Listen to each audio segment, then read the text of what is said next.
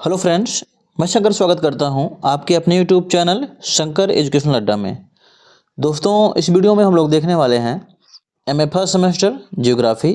आपका first paper है जिसको आप बोलते हैं भू आकृति विज्ञान यानी जियोमॉर्फोलॉजी। और इसमें लघुत्तरीय प्रश्न काफ़ी महत्वपूर्ण प्रश्न है जो हम देखने वाले हैं अनुच्छादन और उसके प्रक्रम के बारे में। ठीक है ना, तो चलते हैं, आगे बढ़ते हैं देरी न करते हुए।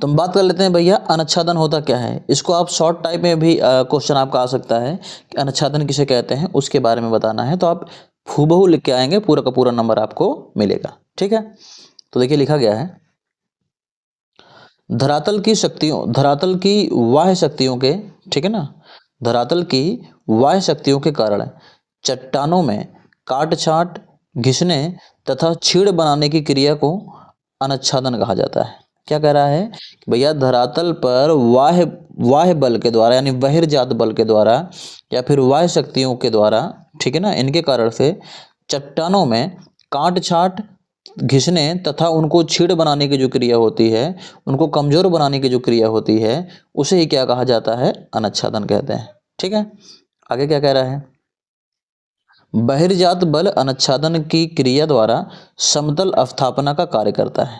यानी जो भैया बहिर्जात बल जो होता है वो अनुच्छादन की क्रिया द्वारा ही क्या करता है, समतल अवस्थापना का कार्य स्थापित करता है, समतल का कार्य करता है। आई थिंक इतना आपको क्लियर हो गया है। आप लोगों का एग्जाम आने वाला है, ठीक है ना, एग्जाम शुरू होने वाला है। जो भी, चाहे आप फर्स्ट सेमेस्टर में हो, थर्ड सेमेस्टर में हो, सेकंड सेमेस्टर में हो, सारी की सारी वीडियो आपको चैनल पर मिल जाएगी। प्लेलिस्ट में जाकर के वहाँ से आप देख सकते हैं।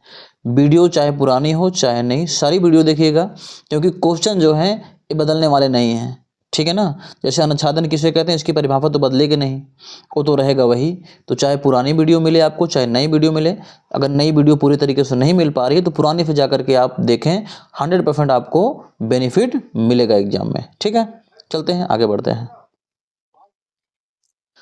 मोंग हाउस के द्वारा देख लेते हैं इन्होंने क्या बताया अनुच्छादन के बारे में। तो लिखा गया है, अनुच्छादन में उन सभी साधनों के कार्य सम्मिलित किए जाते हैं जिनके द्वारा पृथ्वी तल के किसी भाग का अत्यधिक विनाश, अपव्यय एवं हानि होती है।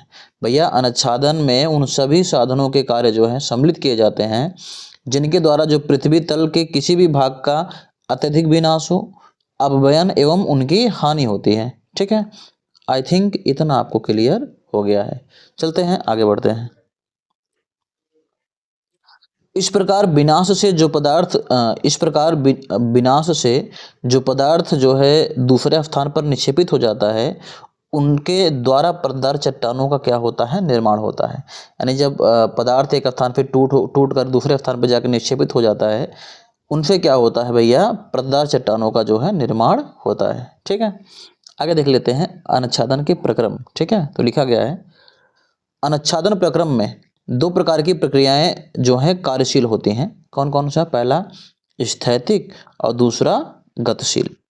स्थैतिक क्या होता है, जब चट्टानों का टूट फूट अपने ही जगह पे हो, चट्टानें वहां से आगे पीछे नहीं खिसकती हैं, जहां टूटती हैं वहीं रह जाती हैं, उसको बोलते हैं स्थैतिक क्रिया। ठीक है, और गतिशील क्या होता है, जब चट्टानों का गतिशील चट्टानों का हो, गतिकरण हो, चट्टानें एक स्थान पर दूसरे स्थान पर जाएं टूटने के बाद, उसको क्या बोलते हैं, गतिशील प्रक्रम बोलते हैं। देख लेते हैं कि करके दोनों को देख लेते हैं। स्थैतिक प्रक्रिया क्या होती है, इसमें देखिए, इस प्रक्रिया के अंतर्गत चट्टानें टूटकर अपने स्थान पर पड़ी रहती हैं। भैया जो चट्टानें होती हैं वो टूटकर अपने ही स्थान पर पड़ी रहती हैं। ठीक है ना, इस प्रक्रिया को हम क्या बोलते हैं, अपक्षय कहते हैं। क्या कहते हैं, अपक्षय। आगे देख लेते हैं अभी। दूसरा क्या कह रहा है, गतिशील प्रक्रिया। गतिशील प्रक्रिया में क्या होता है, इस प्रक्रिया में स्थैतिक प्रक्रिया के द्वारा चट्टानों के टूटे हुए पदार्थ एक स्थान से दूसरे स्थान पर ले जाए जाते हैं। यानी गतिशील प्रक्रिया में क्या होता है कि भैया जो आपका स्थैतिक प्रक्रिया के द्वारा जो भी चट्टानें तोड़ी जाती हैं उनको एक स्थान से दूसरे स्थान पर ले जाया जाता है गतिशील प्रक्रिया के द्वारा। ठीक है ना, आई थिंक इतना आपको क्लियर हो गया है। आगे लिखा गया है, इन्हें अलग अलग अपक्षय एवं अपर्दय के रूप में जाना जाता है। यानी स्थैतिक क्रिया को, ठीक है ना, क्या कहते हैं हम? अपक्षय कहते हैं। और गतिशील प्रक्रिया को क्या कहा जाता है? अपरदन कहा जाता है। ठीक है, आगे देखते हैं। अनुच्छादन के अंतर्गत अपक्षय और अपरदन दोनों क्रियाओं को शामिल किया जाता है।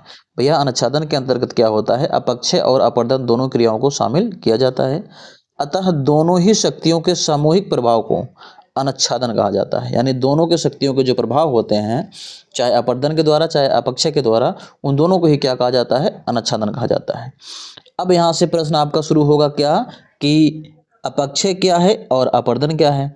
तो अपक्षय की एक पूरी की पूरी वीडियो हम जो है बना के डाल चुके हैं हम। डिस्क्रिप्शन में लिंक रहेगा, वहाँ के जाकर के आप पढ़ लें इसको, और 100% एग्जाम में देखने को मिलेगा आपको कि अपक्षय क्या होता है, अपक्षय कितने प्रकार के होते हैं, रासायनिक अपक्षय क्या होते हैं, भौतिक अपक्षय क्या होते हैं, जैविक अपक्षय क्या होते हैं। ठीक है, ये सारी चीज़ें एक ही वीडियो में आपको मिल जाएगी और 100% बढ़िया तरीके से आपको समझ में आ जाएगा। तो डिस्क्रिप्शन में लिंक रहेगा, वहाँ जाकर के आप जरूर देखें। मिलते हैं आपसे अगली वीडियो में।